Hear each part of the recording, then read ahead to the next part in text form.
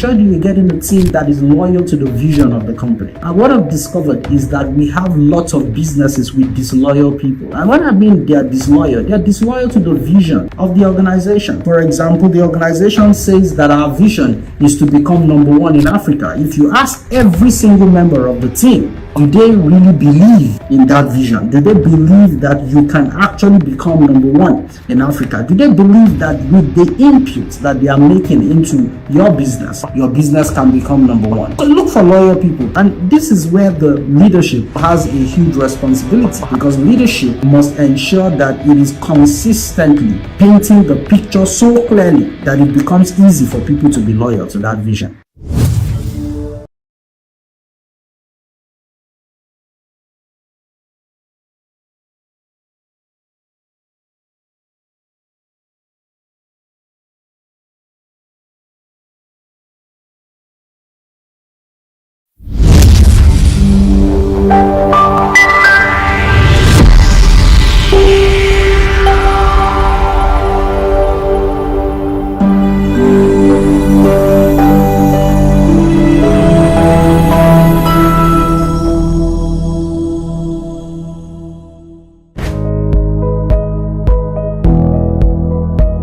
I talk about winning, right? I'm talking about 5 things principally. Number 1, I'm talking about making impact.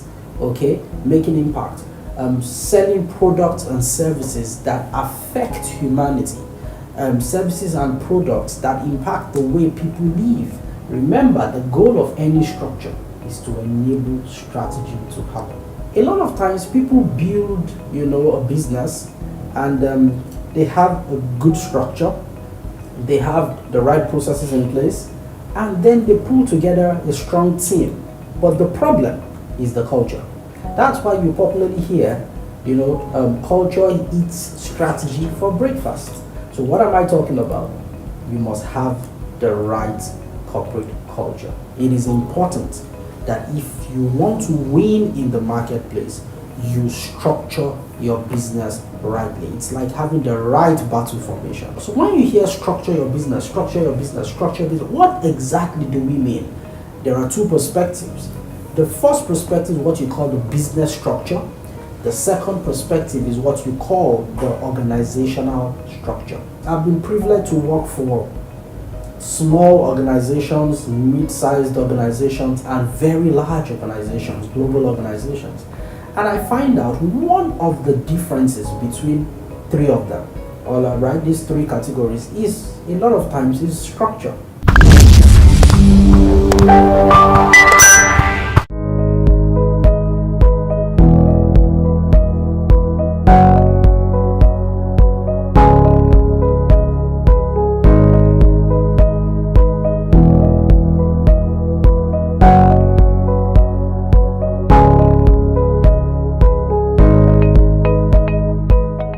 Hello and welcome to the Business Leadership Masterclass August 2025 edition. I'm so positive that some of us, we've taken lessons from the previous Business Leadership Masterclasses and you've applied them to your business and you're seeing positive results. I've received lots of comments, lots of testimonies, as you might want to call it, and lots of good feedback from people who have been listening and following us, and individuals who have practically taken the things that we've said in these masterclasses and applied them to their businesses, and they are seeing very good results. These things are proven, they are tested.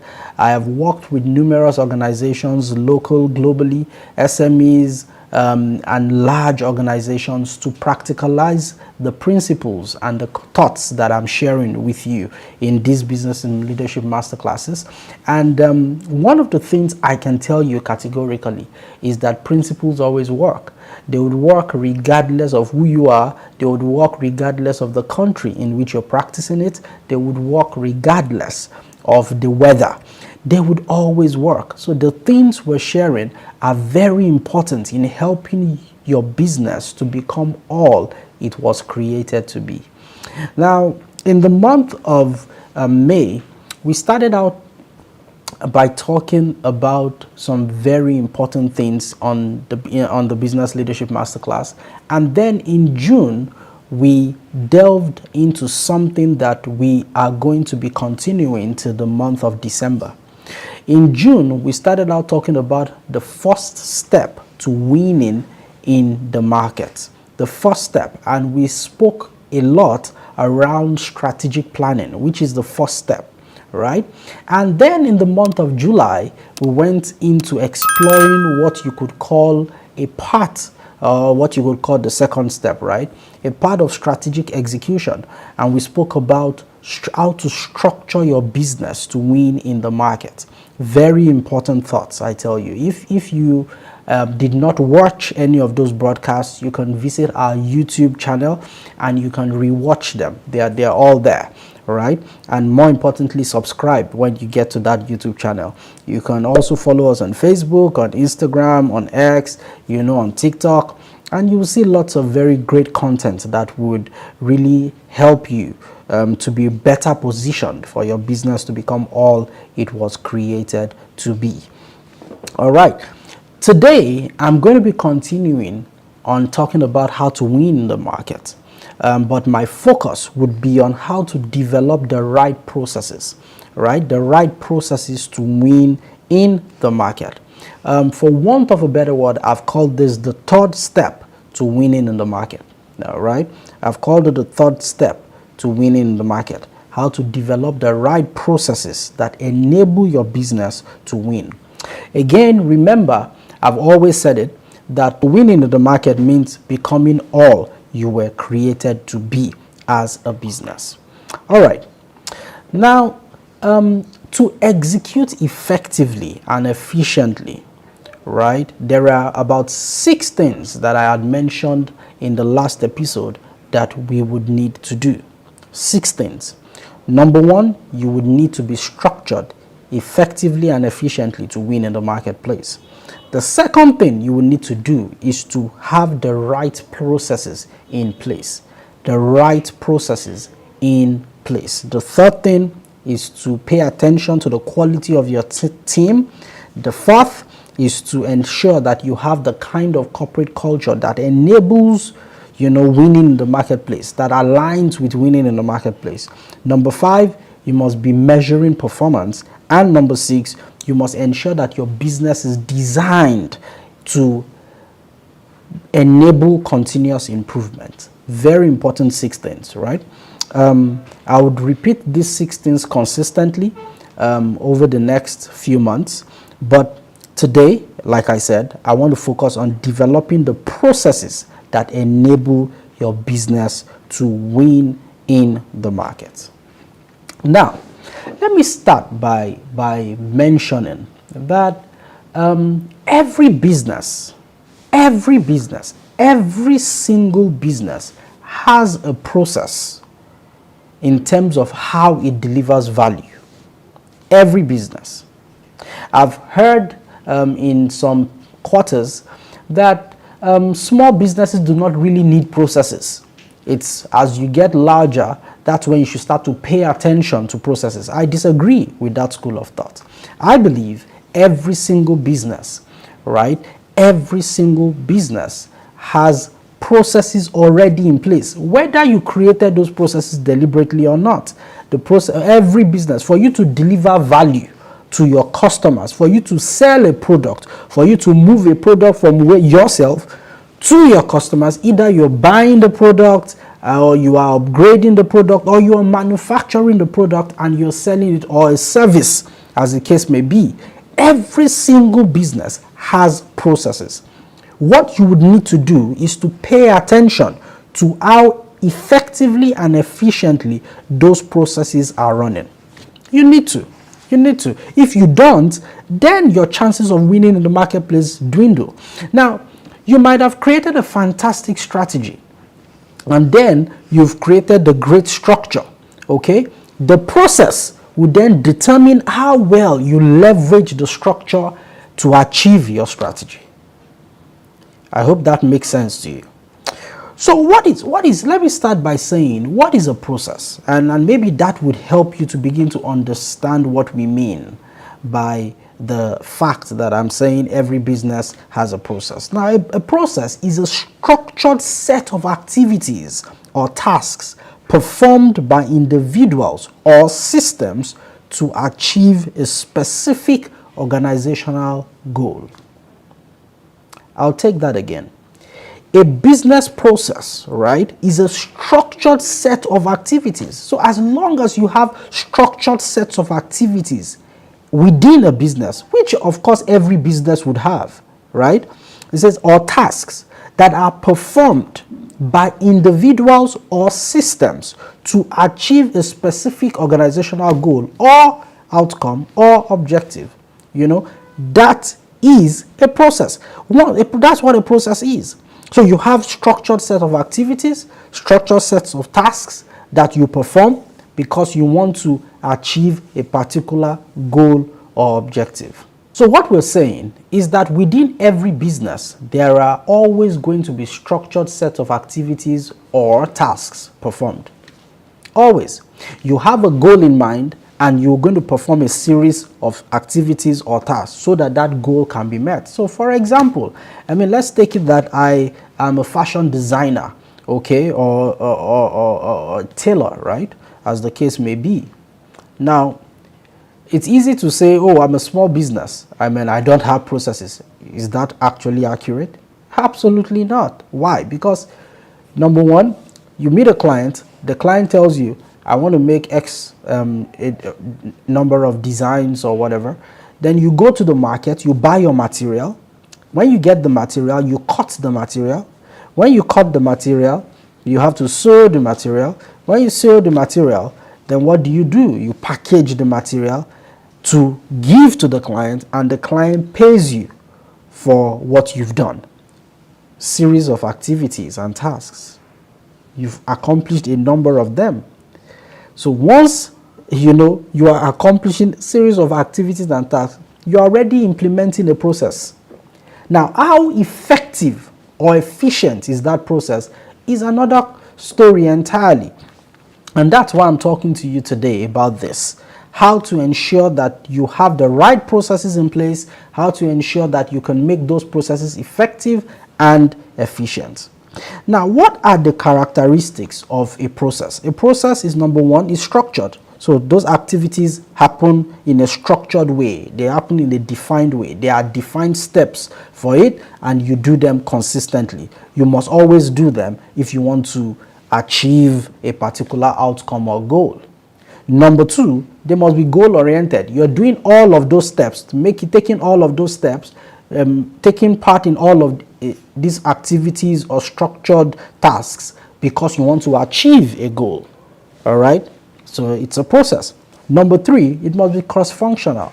So you discover that in implementing this process and doing it repeatedly, right, you would interface with some other functions. For example, I gave you just spoke about, a fashion designer, right? Let's use the fashion designer example.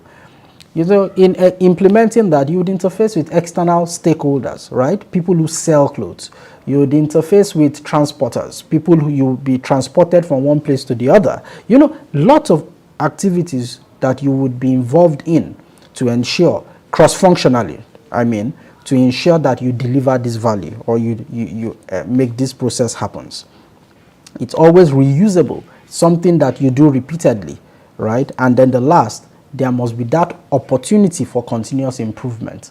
Always an opportunity for continuous improvement. So for example, maybe rather than you going to buy the cloth, then you then begin to sew, how about if already you have somebody who comes to deliver the clothes to you? You've tweaked the process, right? So all the stress of you going to the market to buy the materials that you're going to use to sew, right? You can create a process where you order your materials online and then it is delivered to you. You've shortened the process. You see it, right? So there must be that opportunity for continuous improvement consistently. Now, let's talk about the three main categories of business processes.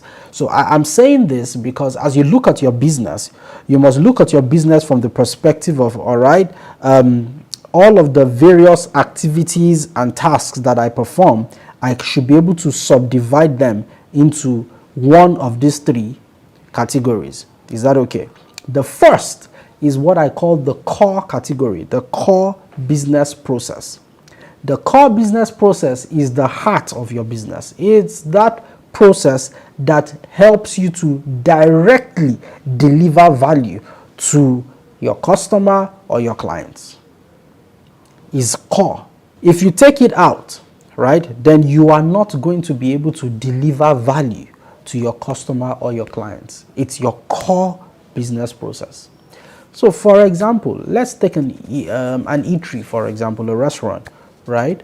What is the core business process? Anything that would enable them to be able to get ingredients, to be able to serve the people who come to their shop or to the restaurant to eat. That is core, right? That is core. So it's a core business process. Now, the next category of business processes is what is called the supporting business processes, right?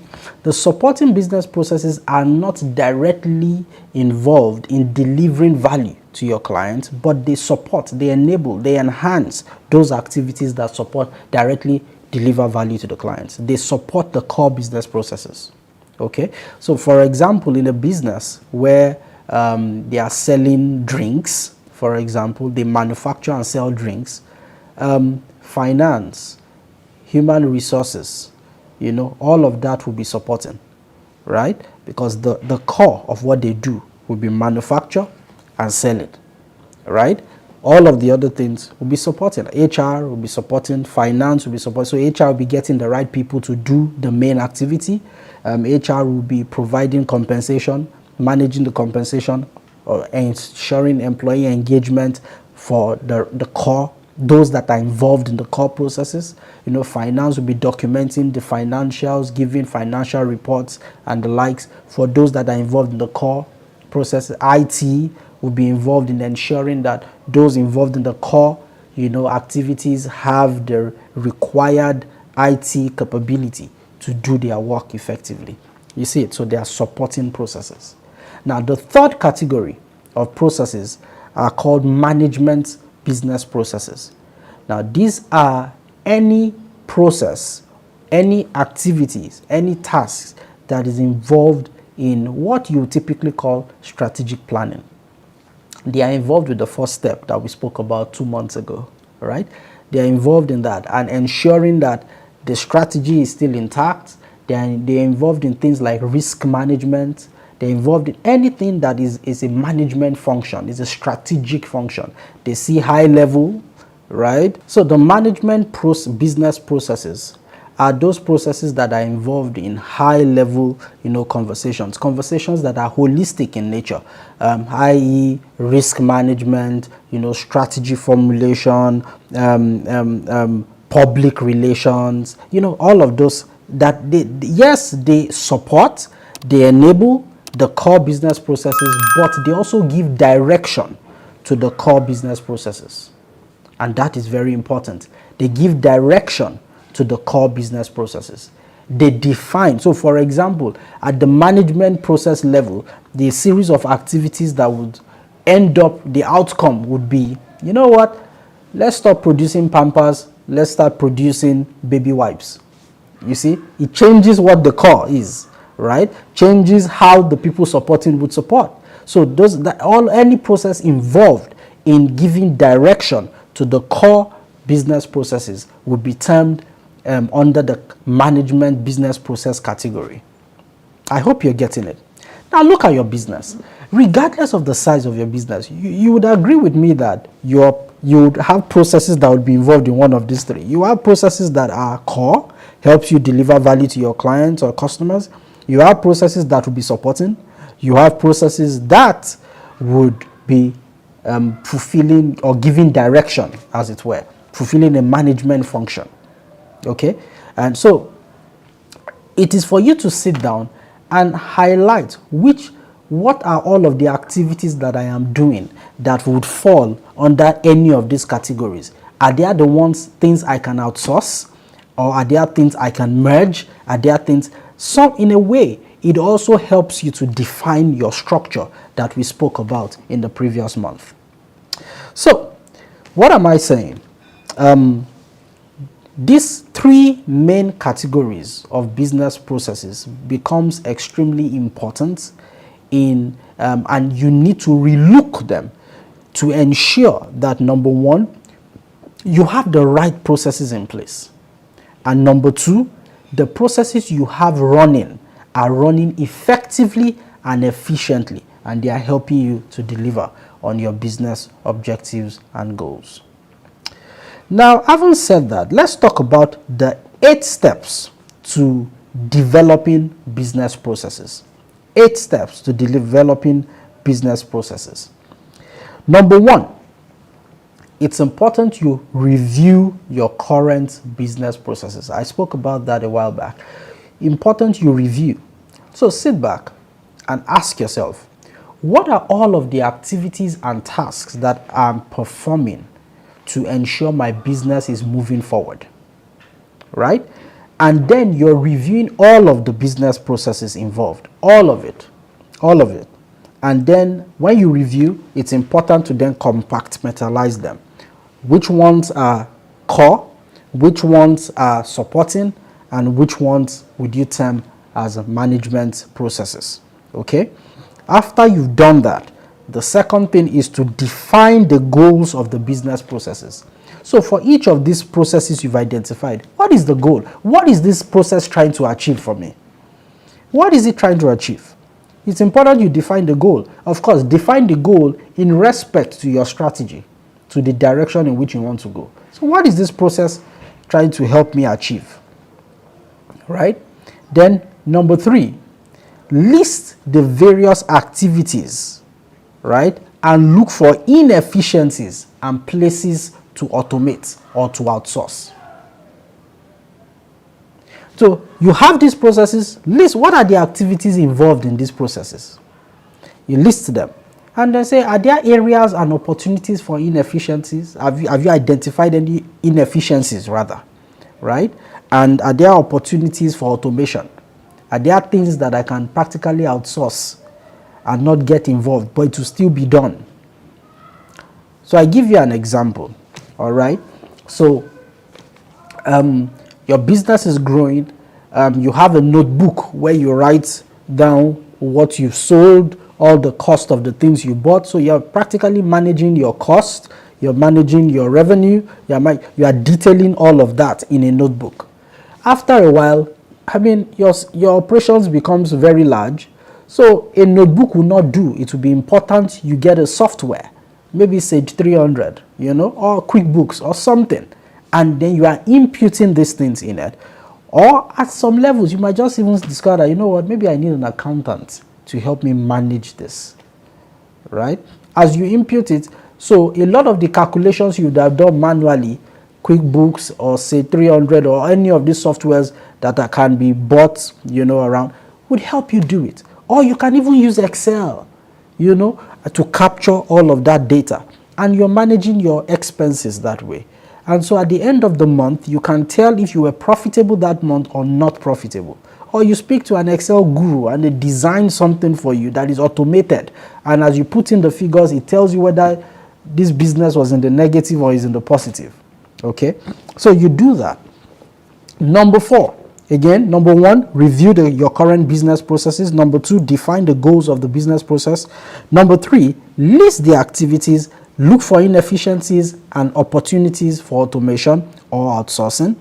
Number 4, develop a process map. Now, this part, if your business is not so large, you might not do a lot of it, right? I mean, because for most medium to large organizations, it will be important because some of these processes can be quite complex. So it's important you design a process map, right? There's a specialization for that. I can help you with that, or we can help you at life with that. But there's a process for doing, there's a skill needed to do that. But I mean, in a very easy way, on the sheet of paper, you can just pick it. And what are you doing? All of the steps you are developing and moving it into, you have a box and a line that is saying, okay, after I do this, I do this. After I do this, I do this. I do the next thing, I do the next thing. So you can say which ones are preceding, which ones are succeeding activities, which activities are dependent on each other, which activities can run simultaneously.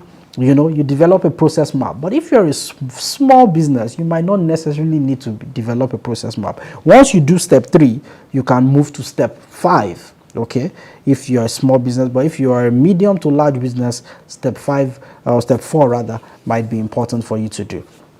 Now, step 5 is you assign process tasks and select individuals responsible. Who are those responsible for each of those processes? Okay. And then number 6, you test and implement the process. Especially when you revamp or update or optimize a process, right? You want to test and see, is it really working? Are there gaps? Okay. You measure the business value. That's step 7. Okay. And step 8, you gather feedback and you improve the process. It's important that we consistently improve our processes. Okay. Very important, because if our processes are running effectively and efficiently, what it means is that our organization is operating effectively and efficiently. And that way we're able to deliver value to our customers faster, better, cheaper, you know, and we're able to do it more easily, all right, without people being stressed, all right, in delivering that value. Okay. So as I begin to conclude, I want to talk about 2 concepts that I think are extremely important when developing a process or when optimizing a process. You are looking for 2 things. Number 1, efficiency and effectiveness. Efficiency and effectiveness. What is efficiency?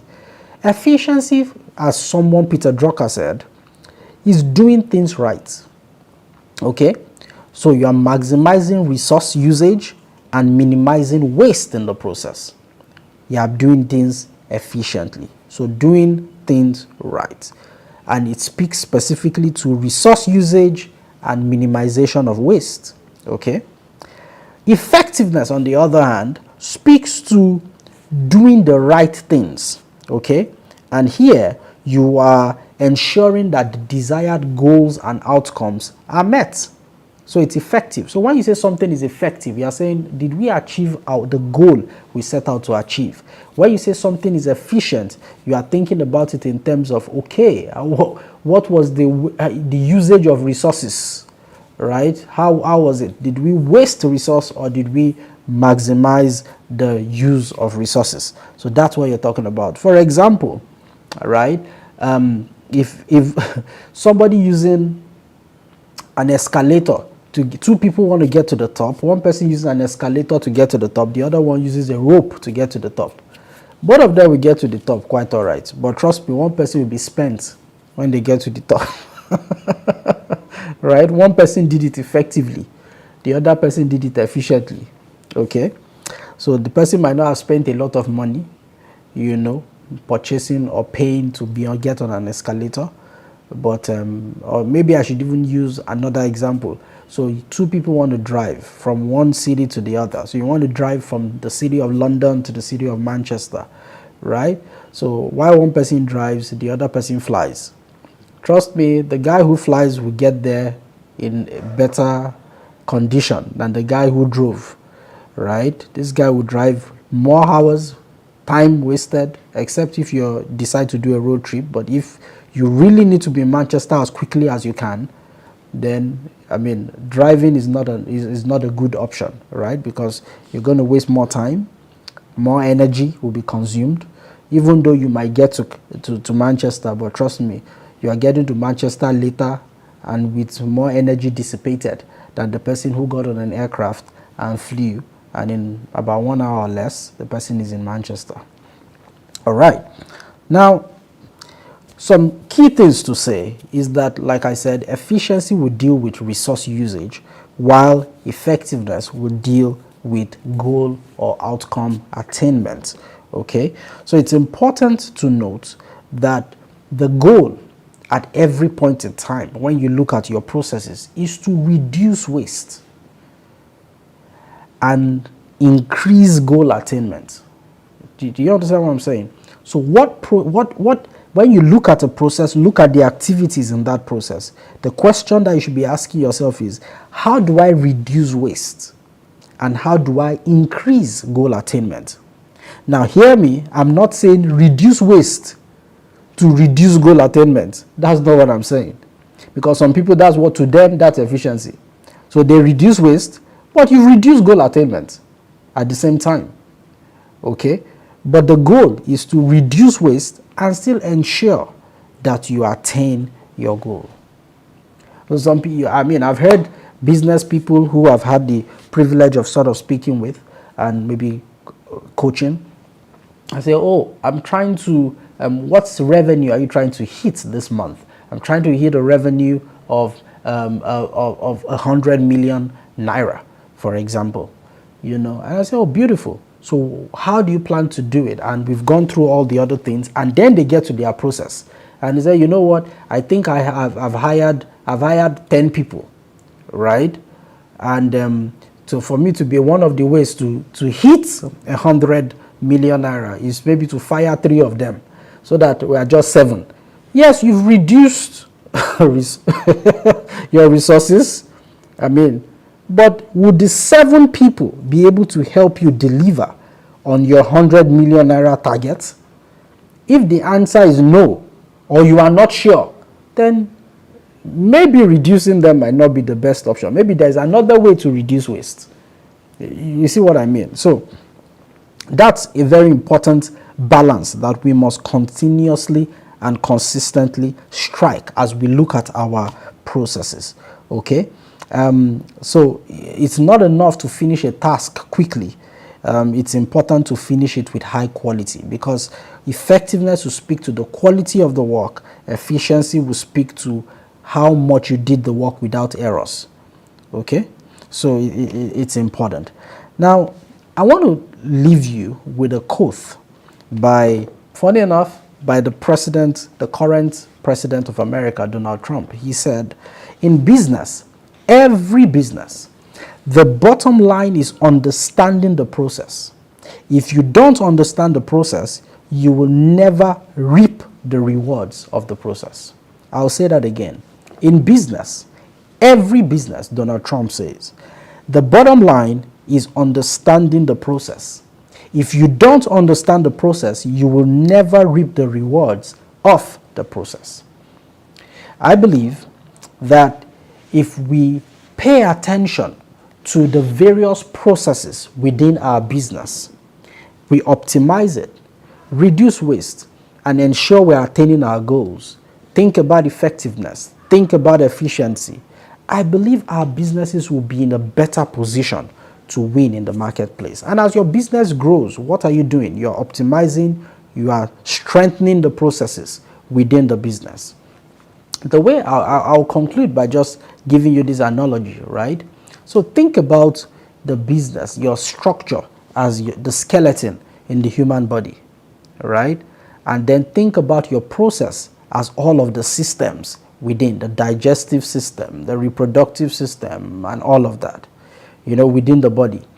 If your systems are sick, then your skeleton is at a risk of collapse or dying, isn't it? It's just the way it works. Okay, so your processes needs to be healthy. Your processes are the systems that run within your organization. They need to be healthy. If they are healthy, then your skeleton is healthy, then you're in a better position to attain and achieve the strategy, the goal that you are aiming for as a business. Now, till we meet again in the month of September, I want you to think about the things I've shared with you today. I want you to follow us on all our platforms, subscribe to our YouTube channel, and I want you to just look at your business in the light of the things we've said. Think about it. Go on a retreat if you need to. Make sure that you take the things we've said and practicalize them. I've tried to make them as practical as possible, right? Practicalize them, and I know you're going to see development in your business. And as you do that, you'll be winning in the marketplace. The reason why life exists the leadership in functional excellence. The reason why we exist is to enable you to become all that you were created to be, either as an individual or as a business, right, or an organization. Take these things, learn from them, use them, and see massive, massive results in your business. If you have a question, please drop it in the chat section. Would respond to it on any of our social media channels. So when you drop a question, just wait, just follow us, and you would see the responses come through on any of our social media channels. Or you can just send us an email. The email address is on the screen, or you can send us an inbox in any of our social media channels that you are connected to us with. All right, so till I see you in the month of September, I want you to have a beautiful August. I know most of us are on summer break now. Enjoy your break, all right, and enjoy the month of August. See you on the 1st of September 2025. Bye for now. Bye.